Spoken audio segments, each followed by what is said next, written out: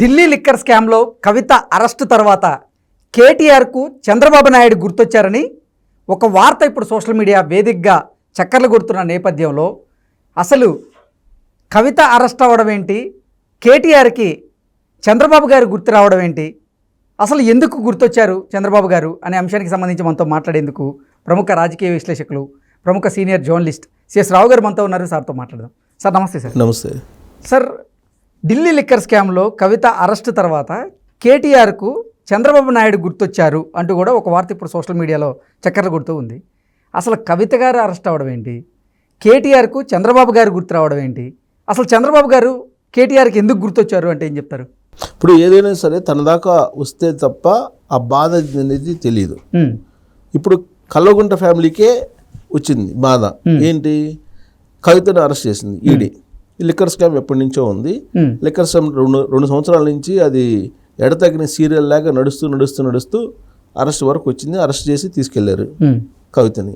ఆ సందర్భంగా social media వేదికగా చేసుకుని రకరకాల ట్రోల్స్, రకరకాల అభిప్రాయాల్ని వ్యక్తం చేస్తూ చాలామంది రకరకాలుగా ట్వీట్లు చేశారు. ట్వీట్లు చేస్తూ కొంతమంది ఏం చేశారు, కేటీఆర్కి సంబంధించినటువంటి ఒక ట్వీట్ని తీశారు. చంద్రబాబు నాయుడు రాజమండ్రి సెంట్రల్ జైలుకి రిమాండ్కి వెళ్ళినప్పుడు ఈయన ఒక ట్వీట్ చేశారు. జగన్మోహన్ రెడ్డిని అప్రిషియేట్ చేస్తూ, బ్రో భలే సినిమా చూపించావు బ్రో అంటూ. ఓకే.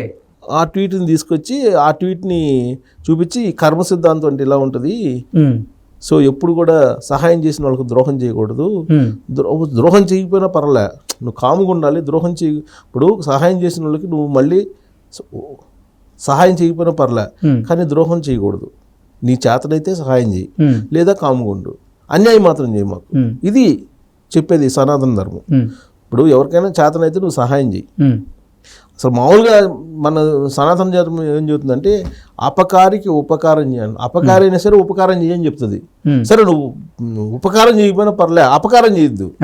ఇది సనాతన ధర్మం. కానీ కేటీఆర్ ఏం చేశాడు? చంద్రబాబు నాయుడు లాంటి ఒక 40 సంవత్సరాల పాటు సీనియర్గా ఉన్నటువంటి తెలంగాణ ఇవాళ ఈ స్టేజ్లో ఉందంటే ఒక బంగారు పళ్ళెంలాగా తయారు చేసి కేసీఆర్ చేతిలో, కల్వకుంట్ల ఫ్యామిలీ చేతిలో పెట్టారు. ఆ రోజున చంద్రబాబు నాయుడు తయారు చేసినటువంటి విజన్ డాక్యుమెంట్ కారణంగానే ఇవాళ తెలంగాణ కానీ హైదరాబాద్ కానీ ఈ విధంగా ఉంది. అది నేను చెప్పడం కాదు, కేటీఆర్ ఒక సందర్భంలో చెప్పారు, రాజకీయంగా ఎన్ని విమర్శలైనా చేయొచ్చు చంద్రబాబు నాయుడిని, ఆయన విజన్ మాత్రం తప్పుపట్టడానికి లేదని చెప్పి కేటీఆర్ చెప్పాడు, నేను చెప్పడం కాదు. అలాంటి విజన్ ఉన్నటువంటి నాయకుడు తయారు చేసినటువంటి రాష్ట్రాన్ని వాళ్ళ చేతిలో పెడితే వాళ్ళు ఏం చేశారు అనేది రేవంత్ రెడ్డి ప్రభుత్వం ఇప్పుడు చెబుతోంది కదా, ఏం చేశారు అనేది. సరే, వాళ్ళు ఏం చేశారు ఏం చేయలేదు తర్వాత సంగతి. అసలు కేసీఆర్ ఫ్యామిలీ ఎదిగిందే రాజకీయంగా తెలుగుదేశం పార్టీ నుంచి. అంటే తెలుగుదేశం పార్టీ నుంచి వాళ్ళు సహాయం పొందారు కదా, చంద్రబాబు నాయుడు నుంచి కూడా సహాయం పొందారు కదా. ఇప్పుడు కవిత కేటీఆర్ గుంటూరు వికాస్ కాలేజీలో వీళ్ళు చదివారండి. ఆ రోజున ఏం జరిగింది, ఫీజుల వ్యవహారంలో, వాళ్ళకి కట్టే ఫీజుల వ్యవహారంలో ఏం జరిగింది అనేది కూడా చంద్రబాబు నాయుడికి తెలుసు. సో అన్ని రకాల సహాయం చేస్తే ఆయన్ని నిరాధారమైనటువంటి ఆరోపణలతోటి రాజమండ్రి సెంట్రల్ జైలుకి రిమాండ్కి పంపిస్తే ట్వీట్ చేయాల్సిన అవసరం ఏంటి? బ్రో భలే సినిమా చూపించావు బ్రో అంటూ జగన్మోహన్ రెడ్డిని అప్రిషియేట్ చేస్తూ నువ్వు ట్వీట్ చేయాల్సిన అవసరం ఏంది? లేదు. అందుకే ఆ ట్వీట్ని బయటికి తీసి కర్మ సిద్ధాంతం అంటే ఇలానే ఉంటుంది, జాగ్రత్తగా ఉండండి, ఇప్పటికైనా వేటాడుతుంది, ఇప్పుడు కూడా మిమ్మల్ని కర్మ సిద్ధాంతం అనేది వదలదు, కర్మ అనేది వదలదు, ఎప్పుడు కూడా ఇది మిమ్మల్ని వెంటాడుతూనే ఉంటుంది. చంద్రబాబు నాయుడు లాంటి వాళ్ళని, చంద్రబాబు నాయుడు దగ్గర సహాయం తీసుకొని, చంద్రబాబు నాయుడు ద్వారా బాగుపడి, చంద్రబాబు నాయుడు ఇబ్బంది పడుతున్నప్పుడు నువ్వు ఆనందపడ్డావంటే అది రాక్షస ఆనందం కాదా అంటూ సోషల్ మీడియాలో రకరకాల ట్రోల్స్ చేస్తున్నారు. ఇదంతా ఒక ఎత్తు అయితే, చంద్రబాబు నాయుడు ఒకప్పుడు చేసినటువంటి ట్వీట్ ఇప్పుడు కవిత అరెస్ట్ సందర్భంగా కేటీఆర్కు ఉపయోగపడింది.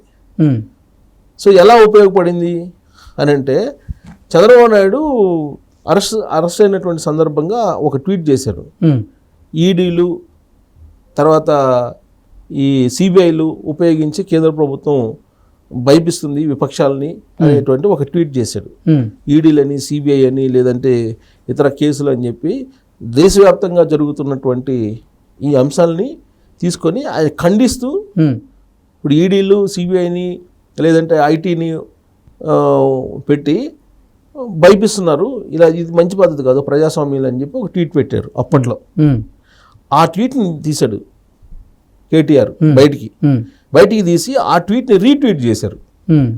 కవితను అరెస్ట్ చేసిన తర్వాత రీట్వీట్ చేశారు. అంటే ఈడీ అరెస్ట్ చేసింది కదా కవితని.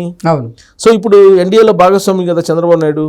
సో చంద్రబాబు నాయుడు ఇప్పుడు ఎలా రెస్పాండ్ కావాలి? చంద్రబాబు నాయుడు మరి ఎన్డీఏలో భాగస్వామ్యం కాబట్టి చంద్రబాబు నాయుడు కూడా ఇప్పుడు రెస్పాండ్ కావాలి. కవిత అరెస్టు అంటే చంద్రబాబు నాయుడు కూడా ఈడీ, సిబిఐ, ఐటీలని ఉపయోగించి ఇప్పుడున్నటువంటి నరేంద్ర మోడీ ప్రభుత్వం భయపెడుతుంది, ఇది ప్రజాస్వామ్య విరుద్ధం అని చెప్పి చంద్రబాబు నాయుడు కూడా చెప్పారు అని చెప్పి గుర్తు చేస్తూ దాన్ని రీట్వీట్ చేశారు కేటీఆర్. అంటే కేటీఆర్కి కవిత అరెస్టు సందర్భంగా చంద్రబాబు నాయుడు గుర్తొచ్చారు. ఎప్పుడో చేసినటువంటి ట్వీట్ని బయట పెట్టారంటే చంద్రబాబు నాయుడు అవసరం, చంద్రబాబు నాయుడు యొక్క సహాయం నీకు కావాలనే కదా. ఇప్పుడు కవిత అరెస్ట్ అయిన తర్వాత చంద్రబాబు నాయుడు గుర్తొచ్చినట్టే కదా, చంద్రబాబు నాయుడు మద్దతుని తీసుకున్నట్టే కదా పరోక్షంగానే ఆయన. ఇప్పుడు ఆయన ఎప్పుడో చేసినటువంటి ట్వీట్ని ఇప్పుడు ఆ రీట్వీట్ చేశారంటే చంద్రబాబు నాయుడు మద్దతుని తీసుకున్నట్టేనా? కేటీఆర్ తీసుకున్నట్టే కదా, పరోక్షంగానే తీసుకున్నట్టే కదా. ప్రత్యక్షంగా ఆయన్ని ఫోన్ చేసి మాట్లాడకపోయినా పరోక్షంగానే ఆయన ట్వీట్ని ఉపయోగించుకున్నారు కదా. అంటే చంద్రబాబు నాయుడు గుర్తొచ్చాడా లేదా కేటీఆర్కి? చంద్రబాబు నాయుడు ఎంత ప్రజాస్వామ్యవాది అంటే అసలు ఆయనకి నాకు తెలిసినంత వరకు వ్యక్తిగతంగా నాకున్న ఆయనతోటి కొంత పరిచయంతో ఆయన ద్వేషం ఉండదు, ఆయనకి ద్వేషం అనేది ఉండదు.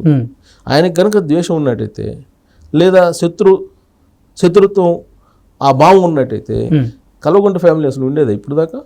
అంటే ఫ్యామిలీ ఉండటం అంటే భౌతికంగా కాదు, ఆర్థికంగా వాళ్ళు ఆ స్థాయిలోకి వచ్చిండే వాళ్ళ, ఆర్థికంగా ఆ స్థాయిలోకి వచ్చిండే వాళ్ళు అసలు అనుకుందాం. ఇప్పుడు ఆయన తెలుగుదేశం పార్టీలోనే కదా మొత్తం ప్రస్థానం, కల్వకుంట్ల ఫ్యామిలీ ప్రస్థానం అంతా 2001 దాకా తెలుగుదేశంలోనే కదా. ఒకవేళ చంద్రబాబు నాయుడు అప్పుడే అనుకున్నట్టయితే ఈ కల్వకుంట్ల ఫ్యామిలీ ఈ స్థాయికి వచ్చిండేదా? ఈ సోకాళ్ళు చాలామంది చంద్రబాబు నాయుడు విమర్శించేటువంటి వాళ్ళు చాలామంది ఉన్నారు. ఆయన ఏమాత్రం కన్ను తెరిచినట్టయితే ఆయన అధికారంలో ఉన్నప్పుడు, ఆయన సెంట్రల్ గవర్నమెంట్ చేతిలో ఉందా 99 నుంచి 2004 దాకా ఆయన ఇక్కడ సీఎం, 99-96 నుంచి ఉంది. అంటే దాదాపు 9 సంవత్సరాలు పైగా సెంట్రల్ గవర్నమెంట్, రాష్ట్ర గవర్నమెంట్ ఆయన చేతిలో ఉంది ఉమ్మడి రాష్ట్రంలో. ఎవరిని కావాలంటే ఇప్పుడు ఈ కేసీఆర్ కానీ లేదంటే ఇప్పుడు జగన్మోహన్ రెడ్డి కానీ రాజకీయపరమైనటువంటి కక్షలు తీర్చుకుంటున్నారు కదా, ఆ విధంగా తీర్చుకోవాలనేటువంటి కోరిక చంద్రబాబు నాయుడుకి 1% ఉన్నా వీళ్ళందరూ ఎవరు ఇప్పుడు కనిపిస్తున్న చంద్రబాబు నాయుడిని కనిపిస్తూ చంద్రబాబు నాయుడు నాశనాన్ని కోరుకునేటువంటి వాళ్ళు ఎవ్వరు కనపడేవాళ్ళు కాదు. రాజకీయంగా, ఆర్థికంగా వీళ్ళెవ్వరు కనపడేవాళ్ళు కాదు. అంటే సెంట్రల్ గవర్నమెంట్, స్టేట్ గవర్నమెంట్ చేతిలో ఉంటే ఇంకేముంది? ఇప్పుడు వీళ్ళకి స్టేట్ గవర్నమెంట్ చేతిలో ఉంటేనే ఇన్ని అరాచకాలు, ఇన్ని సినిమాలు చూపించారు. సెంట్రల్ గవర్నమెంట్ కూడా చేతిలో ఉంటే ఇంకేంటి చూపిస్తారు? చంద్రబాబు నాయుడు ఆయన ప్రజాస్వామ్యవాదిగా ఉంటారు. సో కాబట్టి వీళ్ళ ఆటలు సాగాయి.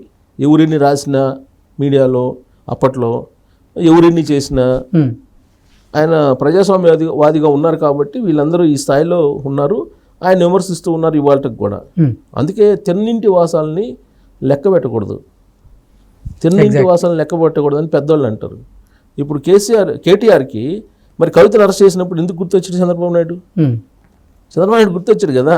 మరి ఆయన ట్వీట్ని అడ్డు పెట్టుకొని ఇప్పుడు కవితకి ఇప్పుడు అంటే చంద్రబాబు నాయుడు ఆయన అంటున్నాడు కాబట్టి దేశ స్థాయిలో ఎన్డీఏలో భాగస్వామ్యం ఉన్నారు కాబట్టి దేశ స్థాయిలో కూడా అందరూ రెస్పాండ్ కావాలి, చంద్రబాబు నాయుడు రెస్పాండ్ కాబట్టి మిగతా వాళ్ళు కూడా రెస్పాండ్ కావాలి, అది ఆయన ఉద్దేశం.